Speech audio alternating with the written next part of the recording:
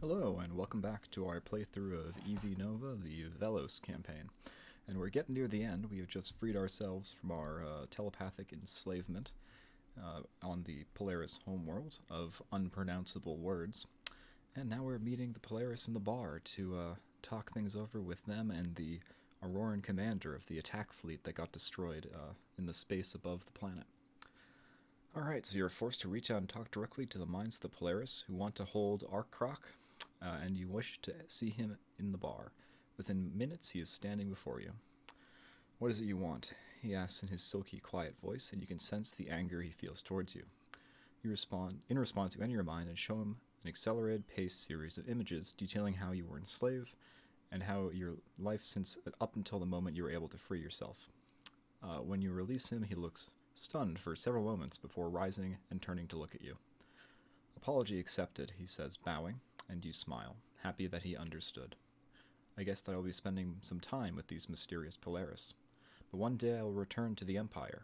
As of today, I outright renounce the Moash House and vow to bring about its downfall. With a nod to you, he turns and indicates to his gray-cloaked escorts, that he is ready to go. Yeah, all the players wear cloaks, and the color coordinates to what house they're in, or what caste they're in. I believe the gray cloaks are the Muhari. We'll get into that later with the Polaris campaign. As you watch Arkrok being led away, you realize that his last statement would have shocked most Aurorans. Despite all your telepathic abilities, only now do you sense how powerful his sense of honor is. With a sigh, you close your eyes and launch your mind out into space, trying to locate your friend Lyral.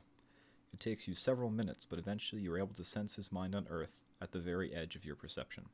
With all your might, you reach out and manipulate his mind, letting him know that you will be coming to see him.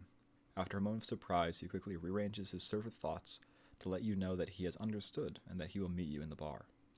When you open your eyes again, you are standing before you see standing before you two brown-cloaked women whom you sense is the leader of the Polaris people. What will you do now? She asks. I will go learn how to free my friends, you reply quietly. Again, a rare time where you actually talk in this game.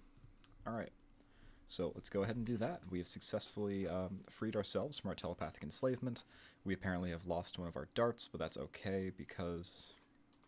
oh, there we go.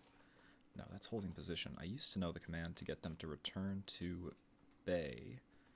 I could have sworn it was Control V, but it's not. Oh no, I'm getting confused because Control C is telling them to hold position. So all ships, 2 fighters, formation. Yeah, it doesn't really matter at the moment. We don't have to worry about what our Vell-os darts are doing. Simply because we're not going to get into any pitched combat at the moment. Instead, we're just heading back to Seoul. And it should not take very long. Oh, I did promise that we would go take a detour through the Tekel system so I could show you what happened to the Tekel Aurorans as a result of the Bureau's actions. It will not take long. We may have to fight some Aurorans, but as we've proved, they're not such a great challenge, but I will make sure to have my Winter Tempest up, and that way, if need be, we can blow them out of the sky. Alright, so no, I don't want to land on the Hypergate, I want to land on Tekel. Yes. Alright, so this planet used to have a population of slightly more than 136 billion, but since the recent invasion by the forces of the Federation and the Moash House, it has dropped below 50 billion. Those who remain will probably suffer slow and painful deaths over the next decade or so, as the full effects of the biological weapons employed by the Federation begin to take hold. So they destroy all of the other main planets of the other houses. So that's fun. That's cheery. Federation, or rather the Bureau, are definitely not good people. Alright, so it should be a quick jaunt back to Federation space. That might have been a good time to test out the Winter Tempest, but, you know, we'll have plenty of opportunities in the coming missions as we wrap up this storyline. Surprisingly enough, despite the shorter episode length, it's going to take about as much time as the... Ooh, that'll do. It'll take about as much time as the Pyre campaign to wrap up, and those episodes were far longer. Yeah, not even a challenge.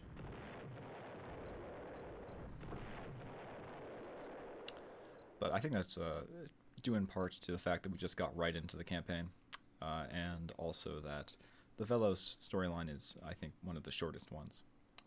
So, as you slide into the cane band, of many docking bays, you can sense Lyril coming out to meet you. As soon as you drop your protective barrier, he steps forward, and you clasp arms as equals for the first time. I always knew that you were the lack of punctuation and stuff is just awful. I always knew you were the one. You have only one more step to take, and I'm afraid that my orders prevent me from telling you what that is. If you can make the next step, then my people will have the first chance to be free in over 7 centuries. You nod, understanding that he cannot tell you how to become a T0 because he cannot teach you how to reach a level which might enable you to free him. Crypt, you ask, trying to confirm your suspicions as to who you have to see. No, he answers, but the fact he answered aloud and that he has completely closed off his mind gives you his real answer. Okay. You thank Lyril, telling him that it will not be long until you return. He smiles for a moment before turning serious. You had best leave quickly, he tells you, still shielding his mind. As soon as you leave, I will be reporting you as an unenslaved telepath, and I doubt they will be sparing any expense in trying to destroy you, now that you are too powerful for them to control. You nod, and the two of you clasp arms again, and you begin your weaves to bring into existence your javelin shell. Good luck, and I hope to see you soon. With that endorsement ringing in your mind, you head out into space and back to the to Vell-os, to the planet Vell-os, to find and speak with Crypt. Alright, we will do that. We're gonna give that carrier what for, apparently, as we try to get away from this planet before we get blown up.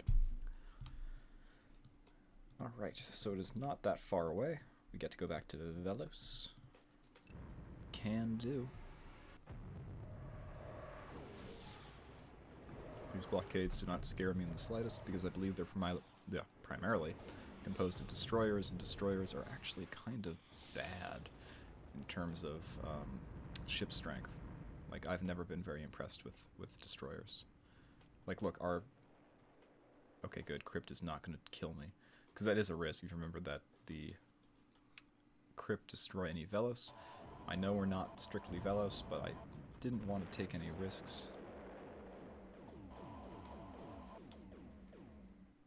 Kind of hoped it would destroy the Federation, because it does like to quote-unquote explore other ships.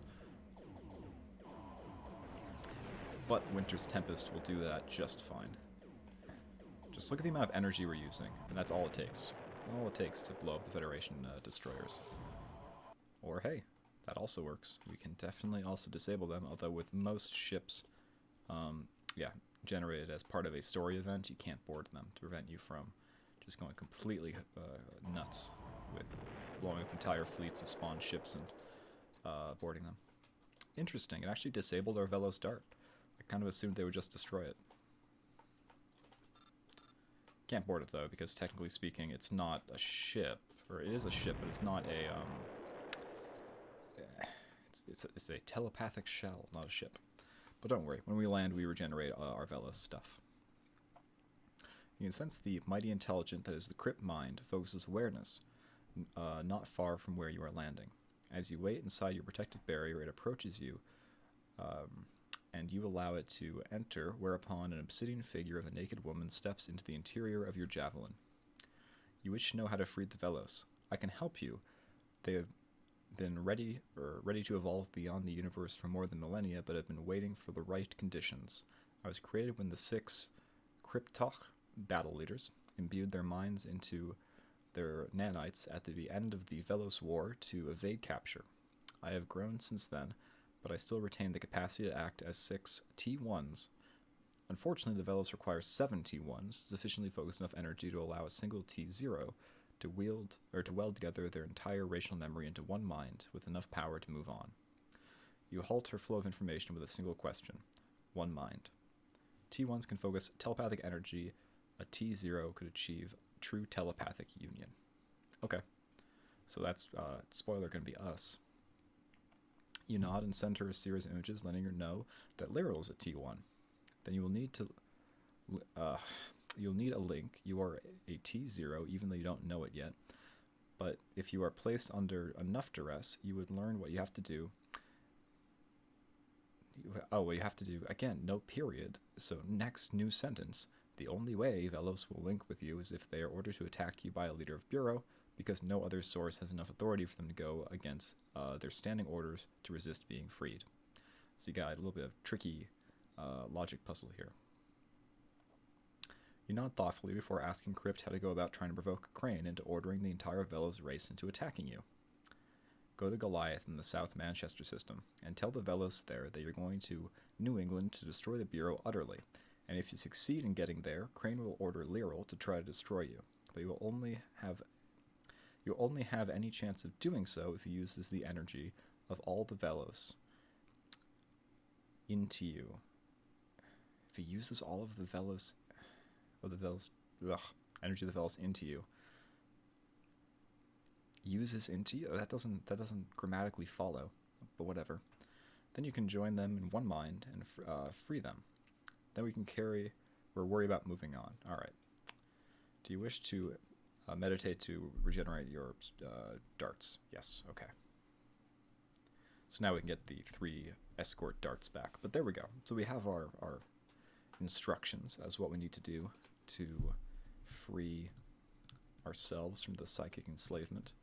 However, before we do that, let's go and make the boondollar. Let's go and make some moolah, because I believe that is the last quest in the game for us. I believe at that point the game will be over and we'll be transported to Arshspiel, and we can't have that. So we don't want to land here. If we do, we'll trigger the end state. We'll instead land here, which is the other wild geese station. And this is where you can sell those Guinness barrels for like a... It's not great, it's like an 80 credit profit. It's really not enough to warrant doing. Wild geese, aurorans, a bunch of things I don't really have to concern myself with at this point. But we're going to try to get ourselves up to 50 million. It should not take that long at all, especially if we use the Cambrians.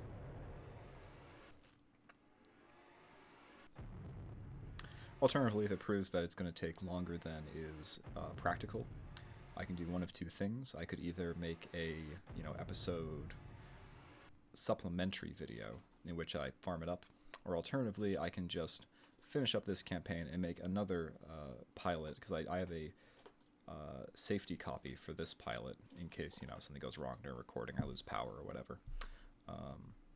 And that way, if that happens, I can... How much do I think it costs per day? I think I can get another one. Right, if I... Of course, not going to be available.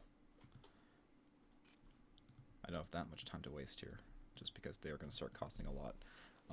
Yes, anyway, if that happens, I can, reload the safety save, essentially. But for our purposes, I'm not going to go broke doing this. I may not have enough cash to actually fill them up is the issue. We'll see what happens. We'll see what happens. And if need be, we can let one go. But we want to go from this station, where the price is low, down to the place where it's high, and I believe it's metal. But anyway, as I was saying, yeah, if it proves to be an issue, I can always load up that safety save, run him through the rest of the campaign off camera, and then from there I can go and do what needs to be done. Is it Shift B? Alt B? Yeah, Alt B. Yeah, by that much. Okay, so that we did have enough, barely, to do what we need to do here. Good. Trading center. So it is Alt S. Sell. I wish you could just press enter. You can't. You have to click it. But there are worse things in the world than having to click. Alright. So the big thing here is we have to make sure we're making a profit on this. So let's just take a look and see. Alright, we have 2.78 million. 2.78 million. Gonna be buying metal.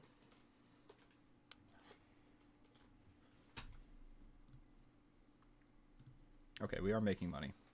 It's not like a ton of money. I do wonder if there's diminishing returns. I have not done the math on this. I just know that, this is a profitable trade route. I have never measured if there is like a maxima of the number of Cambrians that makes this the most worthwhile. I would assume that it is linear because, the number of Cambrians if it wasn't linear, then one Cambrian would actually not make you a profit. Yeah, I think we just have to recoup that initial investment, which is going to take a little while. Maybe we want equipment, because now I'm seeing equipment is high here. So maybe I'm even trading the wrong commodity. Yeah, let's try equipment. I should actually look to see what the difference is. So for equipment, we have 440 as opposed to metal at 160. So 440, 160. Remember, 440, 160. Oh my, we actually can't buy up to our limit of equipment, which probably implies this is one we want to be trading. So we're going to go that instead. We're going to not go broke. So 440, 160. So that'd be a 40 credit profit. Yeah, this is much more than 40. All right, we want to be trading in equipment. Yeah, we definitely do. Out to 5 million. Great. This should not take long at all. I mean, that wasn't even at full capacity. So equipment is the way to go here. And we actually now buy the full capacity. Although I think we'd go broke if we did that. So we're going to try to sell. I don't even know why I'm doing it like that. Yeah. Oh no, we would have been fine.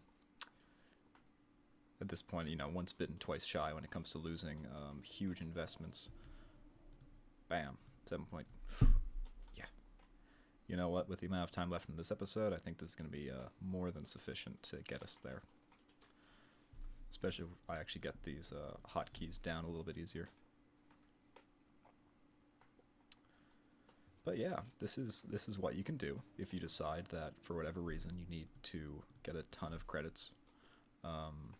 Really, the only reason I can think of that you'd actually need that is if you're going to buy one of the really kind of insane ships in the game. Like, I believe the Raven, which is a heavy... I guess it's a carrier-class ship, but it's a heavy fighter ship. In the Polaris storyline, it is also kind of ludicrously expensive.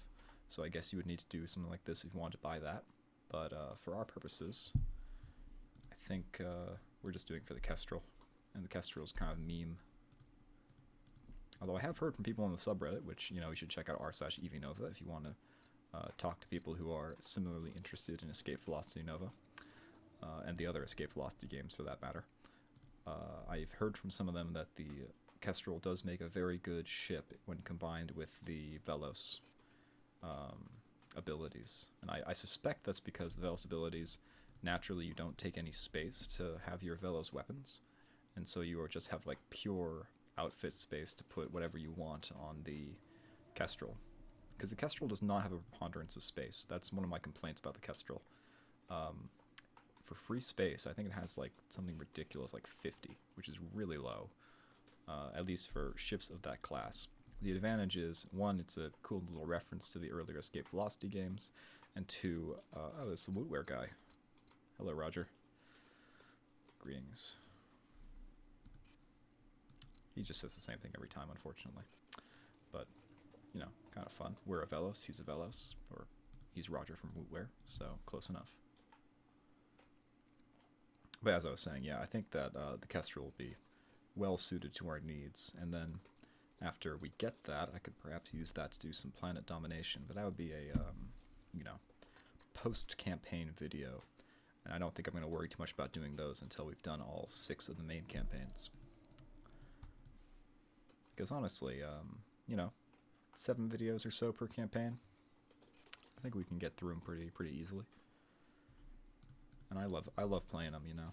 I've played this game far too many times for it to be reasonable. And even still, I still find things that, you know, sometimes surprise me.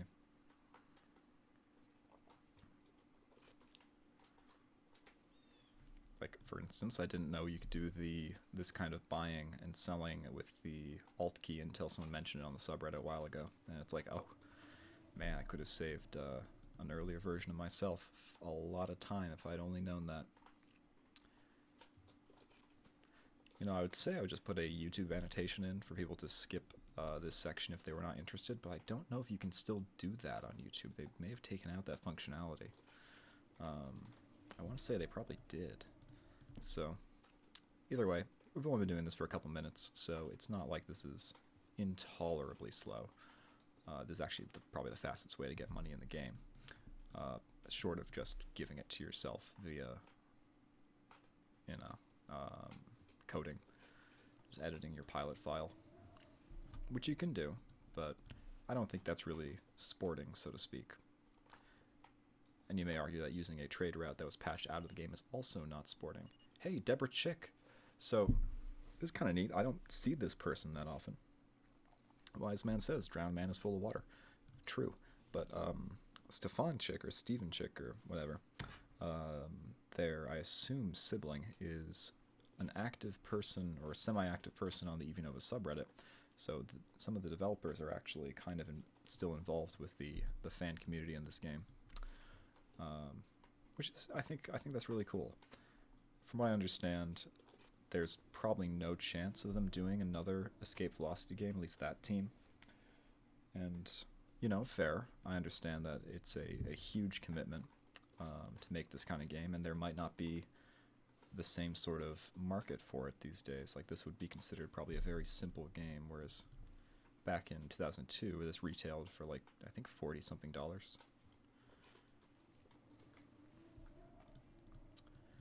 Yeah, nowadays people, I wonder what that was. It was probably the, what do you call it, cargo drone guy. He seems to be popping up all over in this playthrough.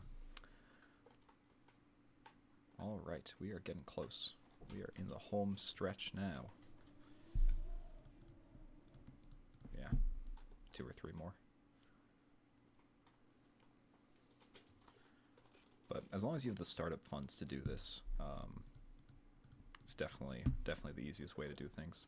One of the issues is, because this system never seems to have Cambrians as an escort for sale, you have to get it from another system. And oftentimes those other systems are several jumps away, and as you saw, it is really expensive to pay these guys per day. So if you're not like actively trading in huge quantities, like we are right now, they are probably a horrible investment. I can't really think of a situation where you'd want to use these guys for normal trading in this game. You can always buy one, and that's actually one of the Polaris ships you can buy without being in the Polaris storyline. That and the Sprite, which are these little guys you see here, which is essentially their version of the Terrapin. And that being said, their version of the Terrapin is still just leagues better than the actual Terrapin. So even the Polaris tend to do everything better.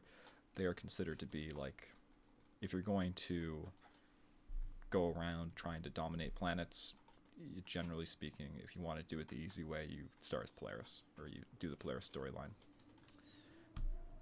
Alright. Oh, we are so close. It's taunting us at this point. Fine, though. Fine. So what's interesting is the load pilot window doesn't show up when I load a save, but the window to buy and sell does. So that's a little bit interesting. I suspect because one is generated in the game. Oh, as always, I've tried to deselect a ship and just exited. Yeah, it's in the game, whereas the other one is actually going through like the file directory. But doesn't really matter that much. So let's go wrap this up. We are nearing the end. And now we have the necessary funds to do silly stuff afterwards.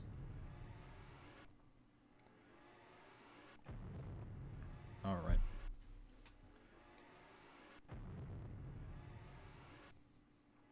And if you think that this is a fast way to get around the galaxy, if you do the Polaris storyline and you get the B route, because the Polaris, for some reason, they decided to split into a high-tech route and a low-tech route.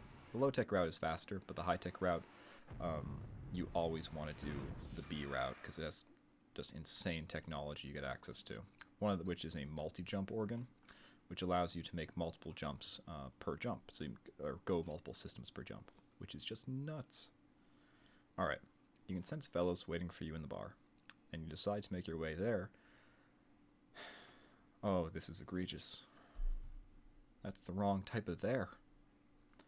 You know, maybe I should go through and make a list of the spelling mistakes. I'm not trying to be pedantic or anything, but I could fix them.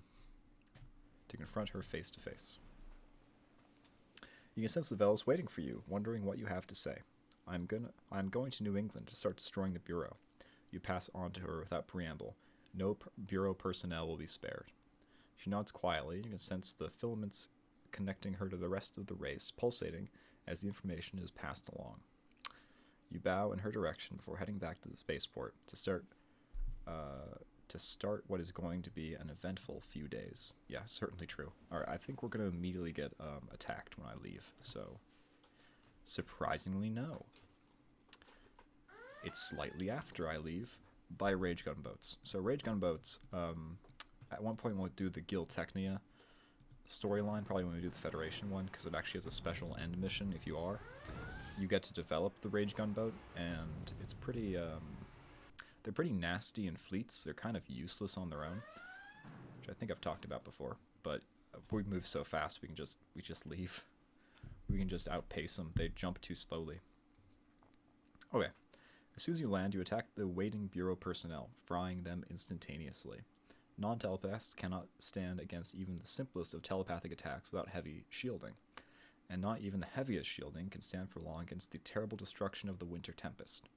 In minutes, you have cut your way through the Bureau building, destroying everything in your path. You finally reach the inner sanctum, where you're confronted by a calm-looking Lyral and a frightened Crane. "Attack him now," she yells fearfully. "Cannot defeat him," Lyral replies. "And get the energy from the rest of you to join," she spits out vilely. "It might still not work," he answered evasively. "It depends on how skilled he has become." "We have no choice," she screams. "Do it." He shrugs and gathers the mental energy of his entire race, launching it at you. In desperation, you react by twisting the energy around the minds of the entire Vell-os race. Suddenly, the weaves seem to coalesce, and you can feel the consciousness expanding and being joined by thousands of others, all thinking at once, and then everything goes black. Okay. Prime awakens, looks around, feels small twitches trying to gain control. Irritated, Prime removes the twitches, watches the metal irritations fall to the ground. Senses female human. Name services, Crane. Watches female human places small black device against her head. Prime watches as she tightens a finger and her essence moves away. Prime enjoys feeling another irritation pass. So Crane just shot herself in the head. Prime looks up into the higher realms and is greeted by obsidian mental female, Crypt. "Come join me, Prime. Together we will explore." Prime wonders and resolves to live again, soon. Prime closes eyes and falls asleep. So there we go. As suddenly as everything went black, you feel your consciousness return to its normal size. Your mind is once again contained within your skull, as opposed to some multidimensional space. As everything returns to normal, you find yourself standing across from Lyral, who's holding his enslavement device in his hands and looking down at the headless corpse of Commander Crane. Lyral drops the evil device to the floor and with a look of wonder before looking up at you. "There is something I must do. Meet me in the bar in an hour." Okay. I don't know why we had to recharge there. We were not missing any energy. Alright, as you wait in the bar, you can sense Lyral destroying all communication devices and sending out sensitive documents to a secure server somewhere else in Federation space. It doesn't take him long, but he and the rest of the Vell-os quickly and efficiently disabled the entire Bureau network. "We are ready now. It is time to move on. I need to go to Corel to finish this." With a mental nod, you head to the spaceport to form your javelin and escort Lyral to see one of the 2 planets that formed the Vell-os civilization of old. Okay, so there we go, and we get yet more mental ability, and so our shield capacities increase quite a bit. Okay, we'll blow up the rage gunboats for fun.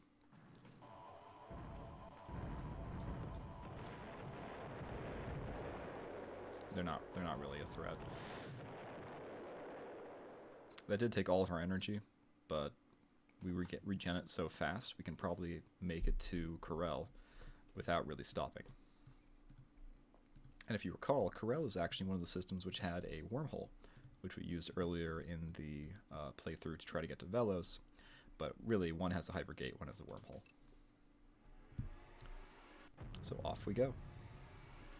We might want to stop at this system just to top ourselves off in case we need to fight anymore, but I think we'll be okay.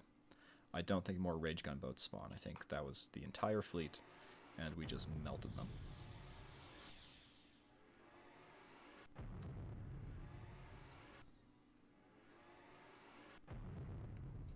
So someone made a really interesting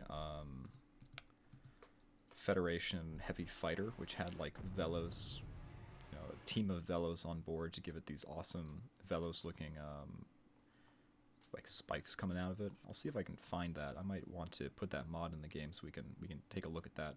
Like I said, the modding community is very active still. As soon as you land, Vero forges together all the mental energy of the Vell-os race and then launches it at the Crypt Mind, who quickly weaves a complex pattern around it before extending it to you in an incredibly focused beam of pure energy.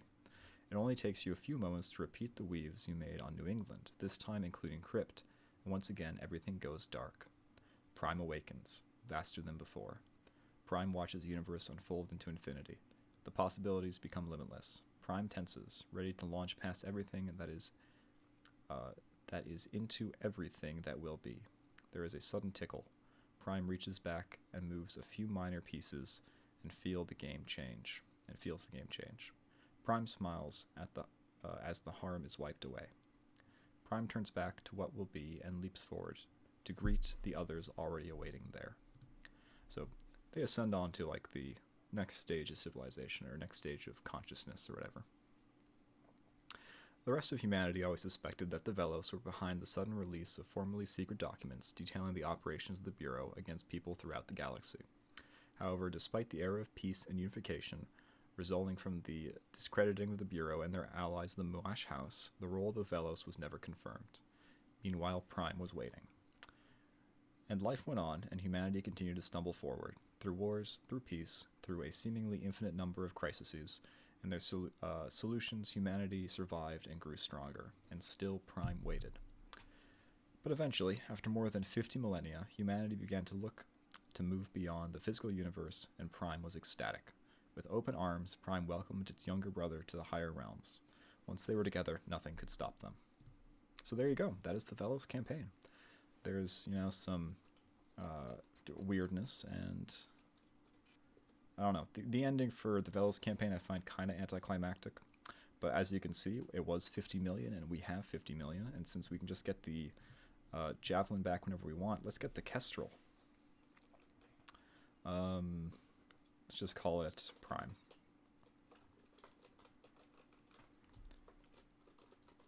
There we go. And it unfortunately has just the standard regular ship sidebar there. It's not quite as aesthetically pleasing as the Vell-os one, but I think we'll have fun with it. Alright, so in case you don't feel inclined to watch the pirate campaign, I'll read out our spiel again, just because with the work they put into it, they deserve the recognition of someone reading this each and every time. After more than 40 months, some 1,000 odd pages of notes and background information, 12 short stories, some 1,000 odd images, about 75,000 man-hours, more than 10,000 email messages that take up more than 24 megabytes of hard drive space, more than 10 gigabytes of development files, over 30 meetings, and more than one strained friendship, some of which remains a little cool. Here is Nova. We hope you enjoy it. Only congratulations on completing one of the major storylines. That's 1 of 6. Try again and see what else you can find. Good luck, and thanks for playing Nova. And for us, that's 2 of 6 now. So we've done the Pirate and the Vell-os. We are probably going to go ahead and do either the Rebellion or, it's Auroran. Yeah, I think Rebellion, though. I think Rebellion's a good thing to do. Welcome to the New Sydney Hotel, the best little pub in town. You walk into a happy atmosphere where everyone seems to be enjoying themselves immensely. You notice 6 people toasting each other over a few beers and 1 Coke on one of the high tables near the window. You wonder what they are celebrating. So congratulations, guys. People are still playing this game 18 years later. You did a good job. Red. Hey, we won. Even won the gamble. Alright, so with our 1.77 million, we can outfit our slick new machine. But this is the Kestrel. Has this really cool blue afterburner. I think I can still summon darts if I were to land and then regenerate them. How's it going, Prime? Just fine. Has Hellhound missiles, some Pirate Vipers. But what I'm really excited about is like just Winter Tempest on a Kestrel. That's pretty cool.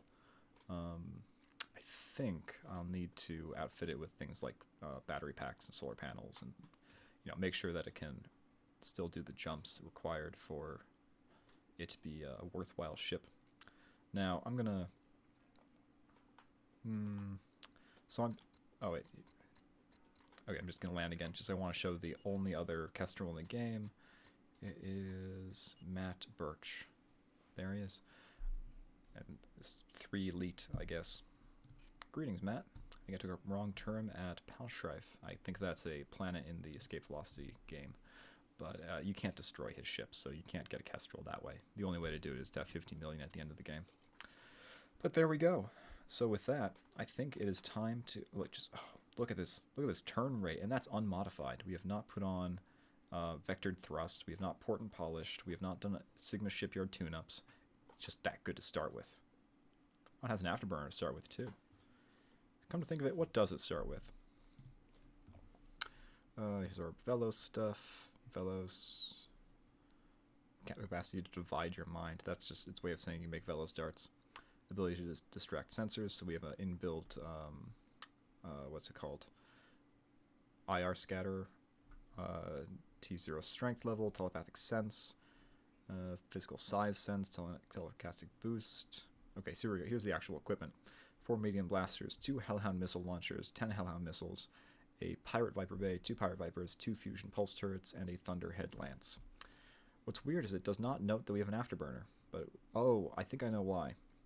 Let me see if I can find it here.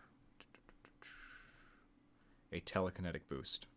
It's a Vell-os ability. And our ranks and honors are just T0 and United Shipping Courier. We never even use the United Shipping Courier stuff. Alright, so, surprisingly, unlike the pirate campaign, we only get a combat rating of very competent because we didn't go hunting lots of pirates. But I think that is an excellent place to stop the run. I think, it has been a pleasure playing the Vell-os storyline for all of you people. I hope you join me for the remaining 4, and if you want to see the pirate, please go back and watch it. I'll be happy to, talk about that in future episodes as well, just as I'm sure I'll be referencing this one. But it has been a delight, and always thank you for joining me. If you like the content, please consider leaving a like or a comment down below, and if you want to see more, please consider subscribing. Alright, talk to you later.